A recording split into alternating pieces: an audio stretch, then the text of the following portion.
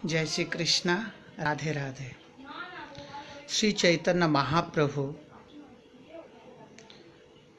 शुद्ध कृष्ण भक्तिर प्रचार करेছিলেন।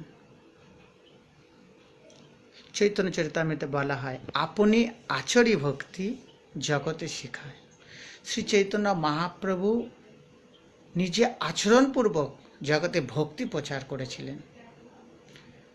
কতগুলি জাগতিক নিয়ম বৈষ্ণবীয় আচার আচরণ সদাচার শেখাতে তিনি আসেননি। তিনি এসেছেন এক দুর্লভ ভক্তি তত্ত্বকে জগৎ মাঝে প্রকাশ করিতে। ভগবান নিজে ঘোষণা করেছেন ভক্তা মামভি জানাতি। গীতায় ভগবান বলেছেন একমাত্র ভক্তরাই আমাকে সঠিকভাবে তত্ত্বতে জানতে পারেন। যাত্রা মম ভক্ত গায়ন্তী তত্ত্ব তৃষ্ণামি নারদ। নারদ মুনিকেও ভগবান বলেছেন যেখানে আমার ভক্তরা থাকেন গুণগান করেন আমার, আমি সেখানেই থাকি। কারণ ভক্ত আমার মাতা পিতা, ভক্ত আমার প্রাণ। ভগবানের বাণী, স্বয়ং ভগবান তাই তো বলেছেন মদ ভক্ত পূজা অব্যাধিক। আমার থেকে আমার ভক্তের পূজা শ্রেষ্ঠ। কারণ ভক্তের হৃদয়ে সদা গোবিন্দ বিশ্রাম। তো যে শ্রীকৃষ্ণ ভক্তিকে যুগ যুগ ধরে ঋষি মুনিরা অন্বেষণ করেছেন, শ্রী চৈতন্য মহাপ্রভু সেই দুর্লভ গুপ্ত প্রেম ব্রজের গোপিকাদের হৃদয়ে যে কৃষ্ণ ভক্তি, যে কৃষ্ণ প্রেম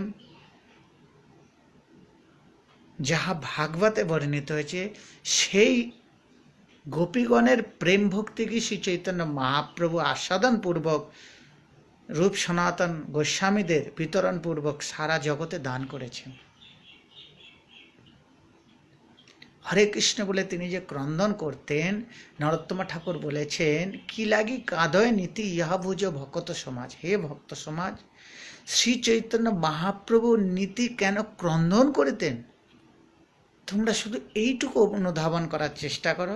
সমস্ত ভক্তিতত্ত্ব আপনা হতেই ভক্তিদেবের কৃপায়, তুলসী বৃন্দা মহারানীর কৃপায়, গুরুদেবের কৃপায়, মহাপ্রভু নিতাই চন্দ্রের কৃপায় আপনা থেকেই হৃদয়ে প্রকটিত হবে। দেখুন, ব্রজের গোপিকাদের মূল ভক্তি বল সম্পদ হচ্ছে কৃষ্ণ বিরহ।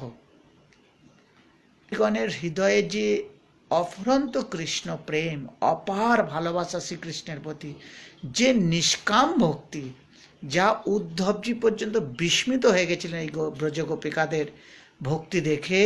তিনি গোপিকাদের চরণ বন্দন করলেন। বন্দে নন্দ ব্রজস্ত্রীনাম পাদরেণম অভিঘ্নাস। হে ব্রজ গোপিকাগণ, হে নন্দ বাবার ব্রজধামের রমণীগণ, তোমাদের চরণ বন্দনা করি।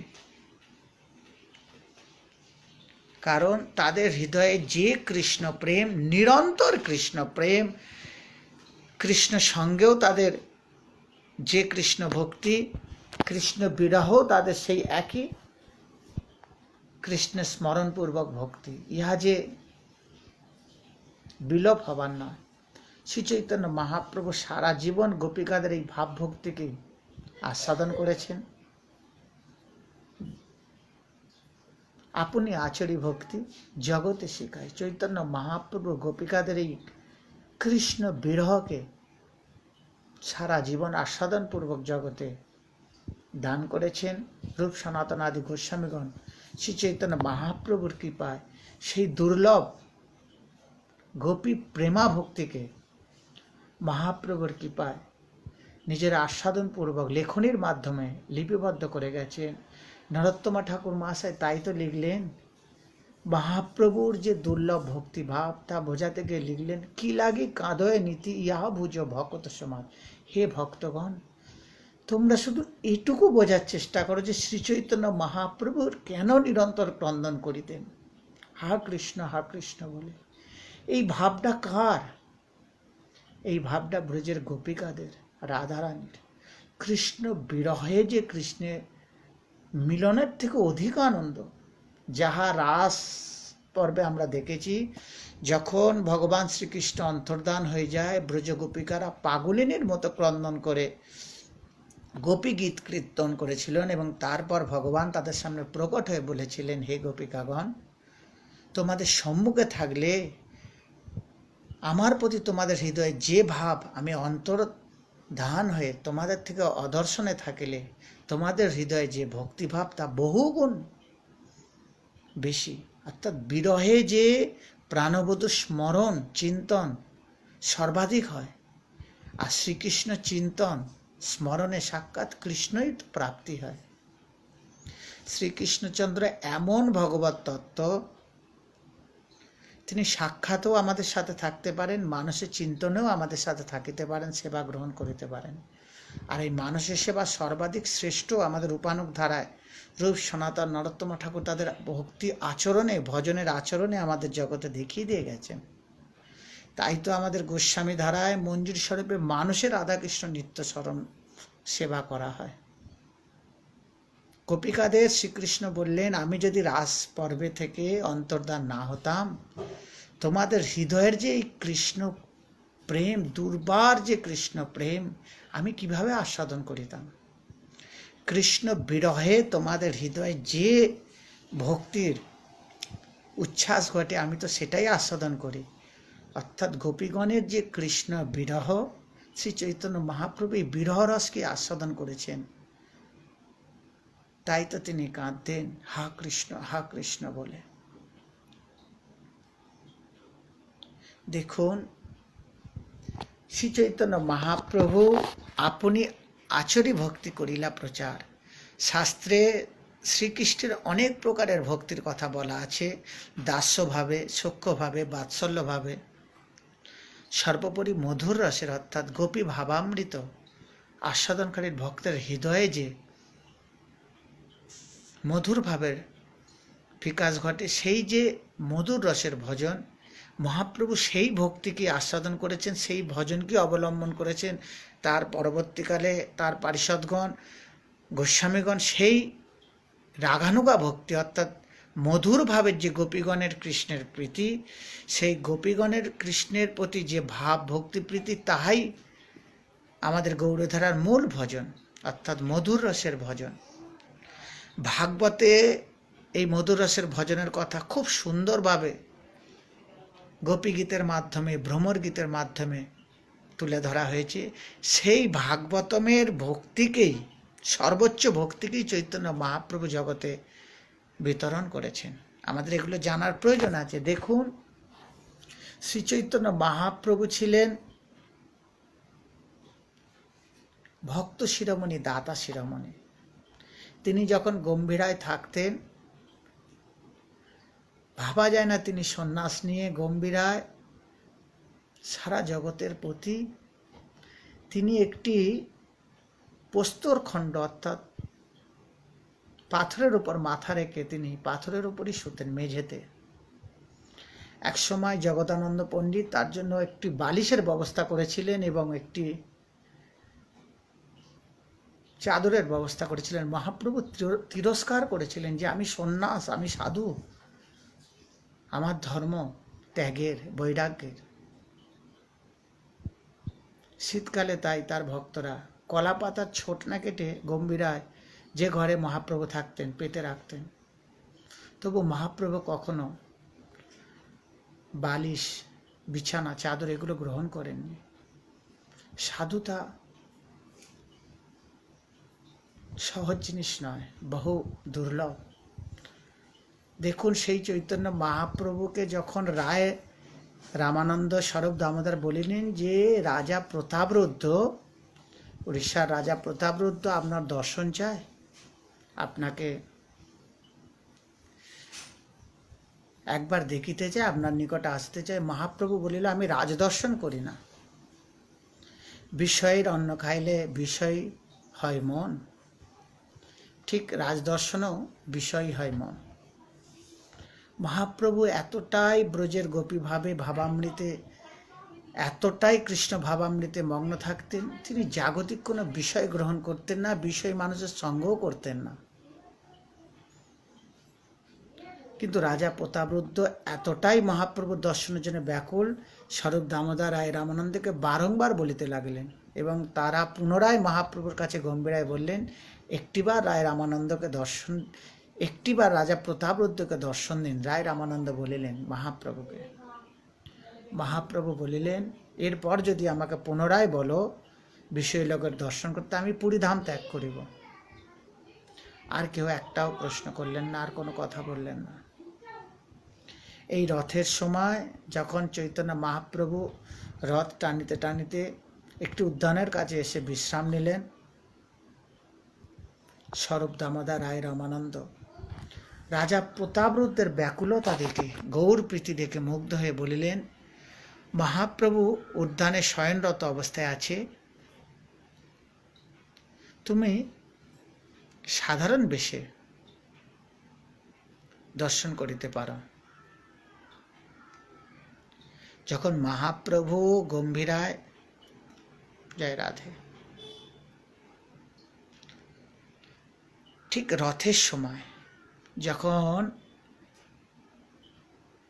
মহাপ্রভু একটি উদ্যানে বিশ্রাম করছিলেন, স্বরূপ দামোদর রায় রামানন্দ যুক্তি করল রাজা প্রতাপরুদ্রের সাথে মহাপ্রভু সাক্ষাৎ করাইবেন। রাজা প্রতাপরুদ্রের গৌর প্রীতি দেখে তারা মুগ্ধ হয়েছিলেন।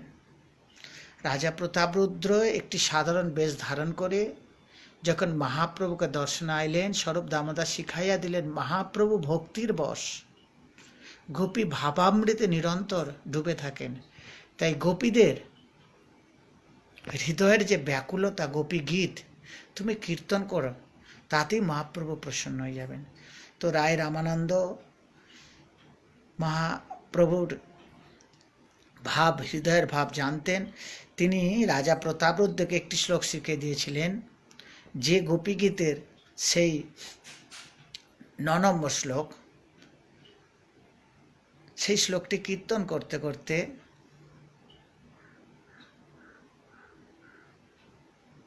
সেই উদ্যানে প্রবেশ করিলেন। তব কথামৃতম তপ্ত জীবনম কবিভিরিতম কলমশাপহম শ্রবণ মঙ্গলম শ্রীমদাততম ভুবি গৃণন্তি তে ভূরিদা জনা। মহাপ্রভুর কর্ণে যখন এই গোপী গীতের স্বর পৌঁছালো, মহাপ্রভু ব্যাকুল হয়ে উঠলেন, গোপীদের ভাবামৃতে ডুবে গেলেন। কে এরকম মধুর গোপীদের সেই বিরহের ভাব আমার কর্ণে প্রবেশ করাইলে? কে তুমি দাতা, কে তুমি? জড়িয়ে ধরলেন রাজা প্রতাপরুদ্রকে। দেখুন, যে মহাপ্রভু বলেছিলেন আমি রাজ দর্শন করি না, সেই মহাপ্রভু রাজা প্রতাপরুদ্রকে বুকে জড়িয়ে ধরলেন, আনন্দে ক্রন্দন করছেন, গোপী ভাবামৃতে নিরন্তর ডুবে যাচ্ছেন। কে তুমি? এত মধুর আমাকে গোপী গীতের ক্রন্দন, সেই শ্লোকের কীর্তন শোনালে। দেখুন, মহাপ্রভু রাজ দর্শন করতেন না, বিষয় লোকের সঙ্গ করতেন না, কিন্তু সর্বোপরি তিনি ভক্তের বশ। এখানে অনেক বোঝার তত্ত্ব আছে। যে মহাপ্রভু রাজা প্রতাপরুদ্রের দর্শন চাইতেন না, দর্শন করতে দিতেনও না, সেই রাজা প্রতাপরুদ্রকে বুকে জড়িয়ে ধরলেন কিসের জন্য? ব্রজের এই গোপী ভাবামৃত আস্বাদনের নিমিত্তে। তো মহাপ্রভু যে ভক্তিকে নিরন্তর আস্বাদন করতেন, বলার উদ্দেশ্য এটাই যে মহাপ্রভু সারা জীবন ব্রজের গোপিকাদের হৃদয়ের যে কৃষ্ণ ভক্তি, তাহাই আস্বাদন করতেন, তাহাতেই ডুবে থাকতেন। আর তার কাছেই তিনি বিনামূল্যে, সেই ভক্তির কাছে তিনি বিনামূল্যে আজও বিকিয়ে আছেন। আজ যে সমস্ত সাধু মহাত্মা বাবাজিরা একান্তে সাধুতা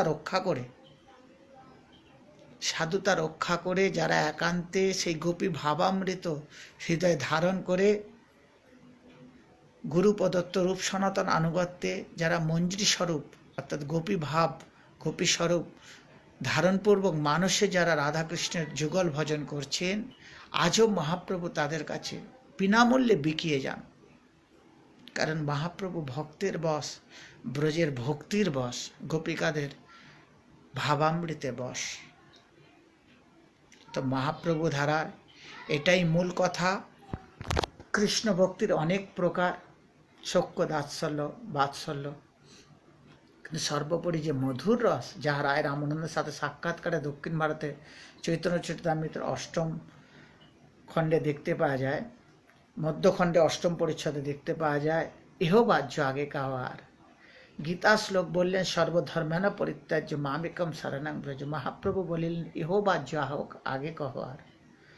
যত করসি, যত আসনাসি, যত জোহসি দাদাসি, যাহা করবো সব কৃষ্ণে সমর্পণ।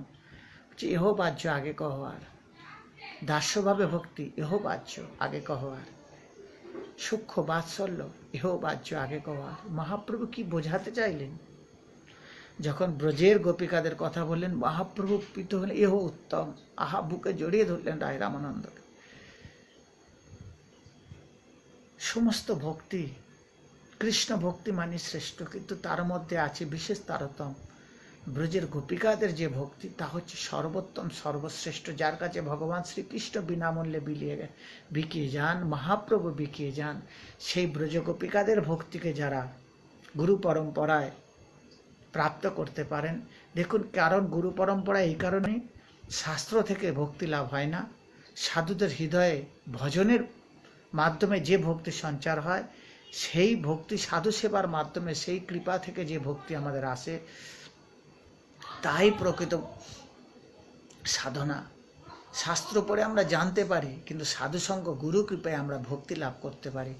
আমাদের মহাপ্রভু দ্বারা রূপ সনাতন রঘুনাথ নিরন্তর এই গোপী ভাবামৃত আস্বাদন পূর্বক মঞ্জুরি স্বরূপের সাধনা করেছেন, গোপী ভাবের সাধনা করেছেন। আমাদের গুরু পরম্পরায় সেই সিদ্ধ প্রণালী, সিদ্ধ স্বরূপ মানুষের ভজন লাভ করে আমাদের রাধাকৃষ্ণের সেবায় নিমগ্ন হতে হবে, তবেই মহাপ্রভুর প্রসন্নতা হবে। মহাপ্রভু সারা জীবন এই গোপী ভক্তির কাছে বশীভূত। যে সমস্ত হৃদয়ে আজও, যে সমস্ত ভক্তর হৃদয়ে আজও গোপীদের প্রতি তীব্র ভক্তি, গোপী ভাবামৃতে যাদের লোভ, মহাপ্রভু অকাতরে তাদের কাছে বিলিয়ে যান নিজে। সকল ভক্তের শ্রীকৃষ্ণ ভক্তিতে মতি হোক। ব্রজের গোপিকাদের যে দুর্লভ কৃষ্ণ ভক্তি, রাধারানীর হৃদয়ে যে কৃষ্ণ ভক্তি, মহাপ্রভু যে ভক্তিকে নিরন্তর আস্বাদন করতেন, সেই ভক্তি সকলের লাভ হোক। সেই ভক্তিকে অন্বেষণ করার চেষ্টা করুন। রূপ সনাতন রঘুনাথ আদি গোস্বামীগণের মাধ্যমে, নরোত্তম ঠাকুরের মাধ্যমে এই ভক্তি, আপনি প্রেম ভক্তি চন্দ্রিকা পাঠ করুন, রাধারস সুধানিধি গ্রন্থ পাঠ করুন, উৎকলিকা বল্লরী পাঠ করুন, রঘুনাথ দাস গোস্বামীর বিলাপ মঞ্জুরি, বিলাপ কুসুমাঞ্জলি পাঠ করুন। সহজেই বুঝতে পারবেন যে আমাদের রিয়েল ভক্তিটা কি। আমাদের গৌরধারায় প্রকৃত ভক্তি মানসে রাধাকৃষ্ণের নিত্য স্মরণ, চিন্তন, সেবা, এবং অবশ্যই তাহা গুরু প্রদত্ত গোপী বা মঞ্জুরি স্বরূপে। কারণ পুরুষ দেহে কদাপি রাধাকৃষ্ণের যুগল সেবা সম্ভব নয়। যেখানে শ্রীকৃষ্ণ গোপীদের সাথে বিরাজ করেন, মধুর রসের সেবা, সেখানে কৃষ্ণ ব্যতীত কোনো দ্বিতীয় পুরুষ নাই। তো আমাদের পুরুষ স্বভাব, পুরুষ ভাবের সম্পূর্ণ বর্জনপূর্বক গোস্বামীগণ আমাদের গোপী স্বরূপ, মঞ্জুরি স্বরূপ দান করতেন, যাতে মানুষে আমরা গোপীদের ন্যায় রাধারানীর সান্নিধ্যে কৃষ্ণ সেবা লাভ করতে পারি। ইহা অতি রহস্যময় সর্বশ্রেষ্ঠ ভক্তি, যা মহাপ্রভু ব্যতীত জীবনে, মহাপ্রভু ব্যতীত জগতে আর কেহ ইহা দান করেন নাই। তাই মহাপ্রভুকে রূপ গোস্বামী বলেছেন দাতা শিরোমণি, মহাবাদান্না বলে মহাপ্রভুকে সম্বোধন করা হয়েছে। এবং এই ভক্তি অবশ্যই ভাগবত সিদ্ধ, এবং গীতায় ভগবান শ্রীকৃষ্ণ বলেছেন, যে যথামাং প্রপদ্যন্তে তাং তথা ভজামি আহম, যে ভাব নিয়ে আমার ভজন করে আমি সেইভাবেই তাদের কাছে ধরা দিই, তাদের পুরস্কৃত করি, তাদের ভক্তিকে গ্রহণ করি। তো এই গোপী ভাবামৃত আস্বাদনকারী, গোপী ভাব অবলম্বনকারী যে ভক্ত, গুরু প্রদত্ত সিদ্ধ প্রণালী, সাধক দেহে মহাপ্রভুর কাছে আর সিদ্ধ দেহে রাধারানীর কাছে যে ভক্তি, ইহা তো গীতায় ভগবান স্বীকার করেছেন, যে যথামাং প্রপদ্যন্তে, যার যে ভাব, সেই ভাবেই আমাকে আরাধনা করলে সেইভাবেই আমায় প্রাপ্ত হয়। তো মহাপ্রভু ভাগবতের এই ভক্তি, কৃষ্ণের এই প্রতিশ্রুতিকে সামনে রেখেই তিনি গোপী ভাবামৃতের ভক্তিকে জগতে বিতরণ করেছেন। এবং গৌরগণ আজও রাধাকুণ্ডে যান, বৃন্দাবনে যান, বাবাজি গোস্বামীদের কাছে দেখুন, ত্যাগ বৈরাগ্য সাধুতা অবলম্বনপূর্বক তারা সেই গোপী ভাবামৃতকে আস্বাদন করছেন নিরন্তর। নিতাই গৌরের কৃপায় পরমানন্দে ব্রজের আরাধনা করছেন। সেই দুর্লভ ভক্তির অনুসন্ধান করুন। রাধারস সুধানিধি, প্রেম ভক্তি চন্দ্রিকা, এই সমস্ত রসগ্রন্থগুলো জীবনে একটিবার পড়ুন, সব বুঝতে পারবেন। আমাদের গোস্বামীরা অসংখ্য শ্লোকের মাধ্যমে তা লিপিবদ্ধ করে গেছেন। ইয়া গুরু কৃপায় সহজেই বোধগম্য হয়। সেই দুর্লভ শ্রীকৃষ্ণ ভক্তি যা ভাগবতে বর্ণিত, যা মহাপ্রভু নিরন্তর আস্বাদন করতেন, সেই ভক্তিতে সবার লোভ হোক, সেই ভক্তিতে সবার প্রীতি হোক, আসক্তি হোক, এইটুকুই প্রার্থনা। জয় শ্রীকৃষ্ণ, জয় ব্রজধাম, জয় রাধারানী, নিতাই গৌর প্রেমানন্দে, হরি বল হরি বল। রাধে রাধে রাধে রাধে রাধে শ্যাম।